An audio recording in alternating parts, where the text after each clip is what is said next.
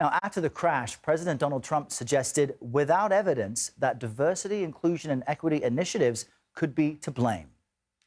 The initiative is part of the FAA's diversity and inclusion hiring plan, which says diversity is integral to achieving FAA's mission of ensuring safe and efficient travel. I don't think so. I think it's just the opposite.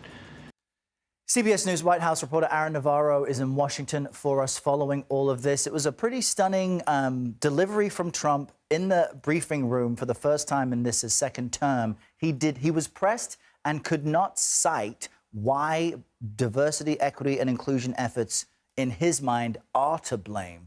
Why, then, is he focusing on that? Errol, I'll start by saying that this is still a preliminary investigation, and as you mentioned, there's been no evidence of DEI or anything like that playing into the hiring of those who were manning the helicopter or the airplane or the air traffic controllers. But this stems from something Trump said yesterday, as well as he said and wrote in a memo last week regarding the FAA, where he claimed that there were 3 hires during the Biden administration with, quote, serious infirmities. Trump talked a lot about wanting the best and brightest in the air traffic controller role. But these hires, we do not know if they had anything to do with that air traffic controller role, which requires rigorous testing and standards, both physical and mental. And it has been the policy of the FAA in general during Trump's term, before Trump's term, to include candidates with disabilities for the agency. But there are many roles beyond air traffic controllers in the FAA. Trump kind of honing in on 3 hires that we don't know if they were even close to that air traffic controller role. Yeah, the fact that he cites that without evidence does say a lot. CBS News has learned senior officials at the FBI are being told to resign or be fired. What's the latest on that?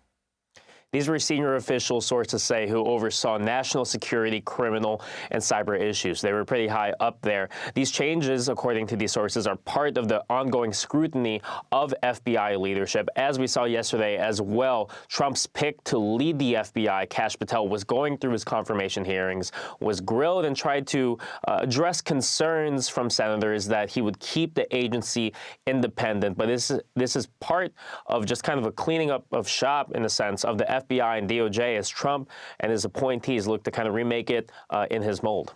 And Aaron, before we let you go, we know the president has said tariffs on Mexico and Canada will go into effect tomorrow. What can you tell us about those?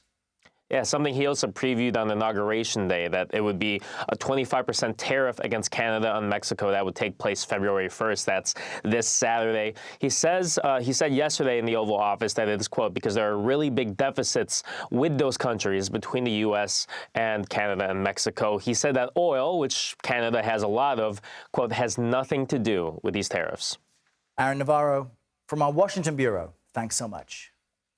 Senators are considering whether or not to approve some of President Trump's controversial cabinet picks. RFK Jr., Tulsi Gabbard, and Kash Patel were all on the Hill yesterday, and they faced tough questions from lawmakers. Later this hour, I'll speak with CBS News congressional correspondent Caitlin Huey-Burns about their paths to confirmation.